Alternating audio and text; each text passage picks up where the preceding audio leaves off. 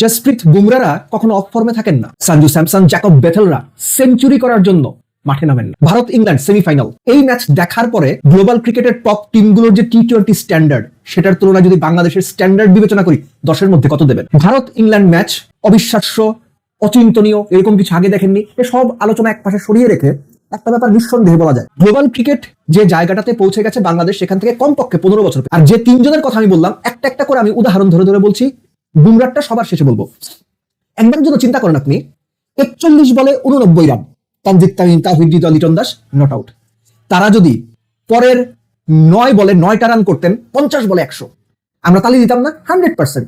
তখন আমার মতো অতি সাধারণ দেব চৌধুরী যদি বলতো এই অ্যাপ্রোচটা ভুল, গালির বন্যায় পিঠের ছাল তুলে যাইতো আমার। বেশি বুঝোস বেটা, 50 বলে 100 করছে, তাও তার পোষায় না। না, আমার পোষায় না, কারণ গ্লোবাল স্ট্যান্ডার্ডটা ওইখানে নাই।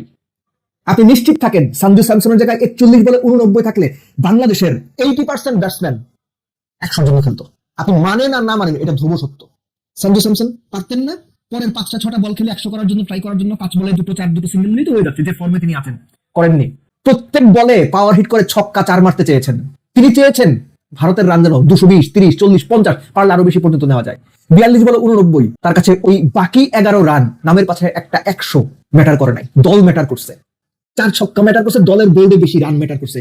এই সংস্কৃতি বাংলাদেশের ক্রিকেটে অবিশ্বাস্য, অচিন্তনীয়। চিন্তাই করতে পারবেন না, players, coach, team management, dressing room, কোথাও এই সংস্কৃতি নাই। জ্যাকব বেথেল 2 ওভারে 39 রান দরকার, 5 উইকেট চলে গেছে। আমি 96 রানের নট আউট, 46 বলে বোধ হয় 96 রানের নট আউট। তাই 39 রান 2 ওভারে হয় নাকি? তার চাইতে ভালো 12 বলের মধ্যে 8টা বল খেলি, 10-12টা রান করি, 110 করে নট আউট থাকি। জ্যাকব বেথেলরা ওই সংস্কৃতিতে বড় হন না। জ্যাকব বেথেলরা ওই চান্সটা নেন, 2 ওভারে 39ই করতে হবে, 96 থেকে ছক্কা মেরে হার্দিক পান্ডিয়াকে 100 করেন। এই সংস্কৃতি, এই মানসিকতা বাংলাদেশের ক্রিকেট স্ট্যান্ডার্ডে আপনি দূরতম কল্পনাতেও মাথায় আনতে পারবেন না। সংস্কৃতিটা শুধু, মানসিকতা এখানে বড় প্রশ্ন। এর চাইতেও বড় প্রশ্ন এই যে 33 বলে ফিনালের 100, কিংবা সঞ্জু স্যামসনের ব্যাটিং, কিংবা ধরুন জ্যাকব বেথেলের ব্যাটিং, বাংলাদেশের কোন প্লেয়ারের সামর্থ্য আছে তাদের 70% অ্যাপ্রোচে ব্যাট করার? পাওয়ার হিটিং বলেন, কিংবা সুযোগ বুঝে বা সময় বুঝে অ্যাপ্রোচটা, যেভাবে ম্যাচের অ্যাপ্রোচটা করা দরকার, বাংলাদেশের কোন ব্যাটসম্যান আছে? আপনি সঞ্জু স্যামসনের ইনিংসটা যদি দেখে থাকেন, কয়টা স্কুপ খেলছে? একটাও না। কয়টা রিভার্স সুইপ খেলছে? কয়টা সুইপ খেলছে? একটাও না। সব প্রপার ক্রিকেটিং শটে এই ভদ্রলোক 89 রান করে গেছে। আগের ম্যাচে 50 বলে যে 97 করলো, এক্স্যাক্টলি সেম ঘটনা। আর আমাদের দেশের প্লেয়াররা 3 বল না খেলতে, রান না আসলেই সুইপ খেলে, স্কুপ খেলে, রিভার্স খেলে, সুইচ হিট, ওরে বাপরে বাপ, কত কিছু। যার সামর্থ্য আছে, আমি বলছি না স্কুপ, সুইচ, রিভার্স সুইপ এগুলো খেলা অন্যায়, এগুলো খেলা যাবে না, অবশ্যই খেলা যাবে, কিন্তু যার সামর্থ্য আছে তার জন্য ওই সুইপ স্কুপ খুব একটা ইম্পর্টেন্স রাখে না। সঞ্জু স্যামসন সেটা প্রমাণ করে দিয়েছেন। পাওয়ার হিটিং, ক্যালকুলেটিভ হিটিং, কিংবা একই সঙ্গে আপনার যদি রেঞ্জ অফ শটস, উইকেটের সব দিকে খেলতে পারেন, আপনি পারবেন। আমাদের প্লেয়াররা, নাম না বলি, নাম না বললেও বুঝবেন, অফ স্ট্যাম্পের বাইরে সরে গিয়ে লেগ সাইডে ঘুরাইতে হবে। অফ স্ট্যাম্পের 7 নাম্বার সে ডাইরেক্ট বাদে সাইডে দিলে ওয়াইড হবে, শর্ট বল, এইরকম ভাবে লেগ সাইডে ঘুরাইতে হবে। এই হচ্ছে আমাদের প্লেয়ারদের স্ট্যান্ডার্ড, ন্যাশনাল টিমের প্লেয়ারদের স্ট্যান্ডার্ড। এবং তারা আবার ড্রেসিং রুমে কোচদের কাছ থেকে প্রশংসা পান, বড় প্লেয়ার, টপ প্লেয়ার। এই হচ্ছে বাংলাদেশ ক্রিকেটের স্ট্যান্ডার্ড। এই পর্যন্ত যিনি আমার আলোচনাটা শুনেছেন, চাইলে আমাকে গালি দিতে পারবেন, কিন্তু আমরা মুখে অনেক কথা বললেও গ্লোবাল স্ট্যান্ডার্ডে আমরা যে ভাই কত পেছনে। আপনি পৃথিবীর বিভিন্ন দেশে গিয়ে যদি দেখেন, বিভিন্ন দেশ সম্পর্কে, তাদের কার্যক্রম সম্পর্কে যদি জানার চেষ্টা করেন, বুঝতে পারবেন। চিকিৎসা, জ্ঞান, বিজ্ঞান, পড়ালেখা, স্পোর্টস তো অবশ্যই, স্পোর্টস নিয়ে তো আলোচনাটা করি সবসময়, বা ক্রিকেট নিয়ে।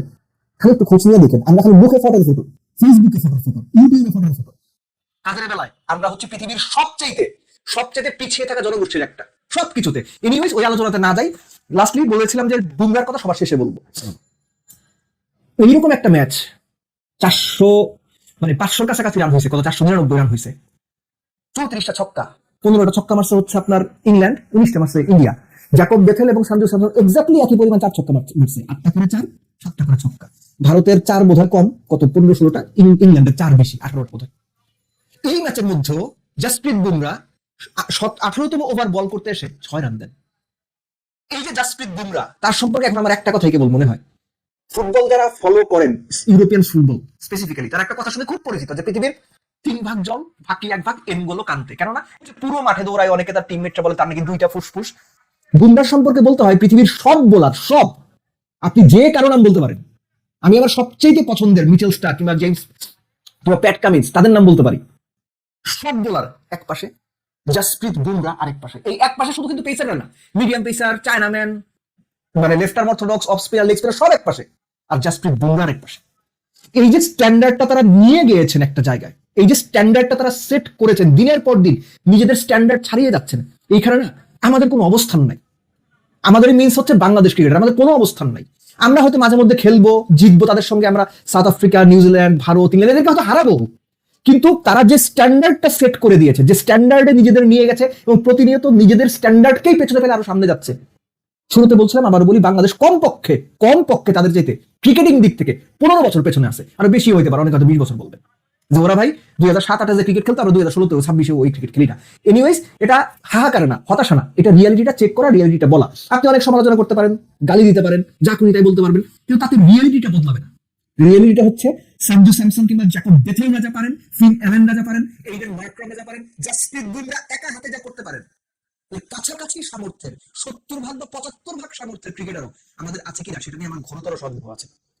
এনিওয়েজ, লাস্টলি একটা কথা বলে শেষ করি। টি-20 ক্রিকেটটা যেখানে গেছে বা যেখানে যাচ্ছে, যে পেস, যে এন্টারটেইনমেন্ট, যে অ্যাড্রেনালিন, যে ইম্প্যাক্ট আমরা দেখছি মাঠের ক্রিকেটে ক্রিকেটারদের কাছ থেকে, আমরা যে ফরম্যাটটা সবচেয়ে ভালো খেলি বলে দাবি করি, আইডিয়ালি ওয়ানডে, যদি আমরা ওয়ানডে খুব একটা ভালো খেলি না, ওয়ানডে ক্রিকেটের ভবিষ্যৎটা আসলে ঠিক কোন দিকে, এটা নিয়ে আমার ঘোরতর সন্দেহ হচ্ছে। কেননা এই টি-20 যে এন্টারটেইনমেন্ট দিচ্ছে, যে সময়ে দিচ্ছে, মোস্ট ইম্পর্টেন্ট পার্ট, আপনি আগামীতে 7 ঘন্টা 8 ঘন্টা সব মিলে বসে ওয়ানডে দেখতে চাইবেন, এই জিনিসটা আমার কাছে প্রচন্ড রকম শঙ্কার মনে হয়। এবং সত্যিকার অর্থে টেস্ট ক্রিকেট থাকবে, অবশ্যই থাকবে, কিন্তু টি-20 মান যেখানে চলে গেছে, ওয়ানডে ক্রিকেটের ভবিষ্যৎ কি, এটা নিয়ে আমার সিরিয়াসলি ডাউট শুরু হয়েছে। এবং ডাউট শুরু হওয়ার অন্যতম প্রধান কারণ এই প্লেয়ারদের, এই টিমগুলোর পারফরমেন্স।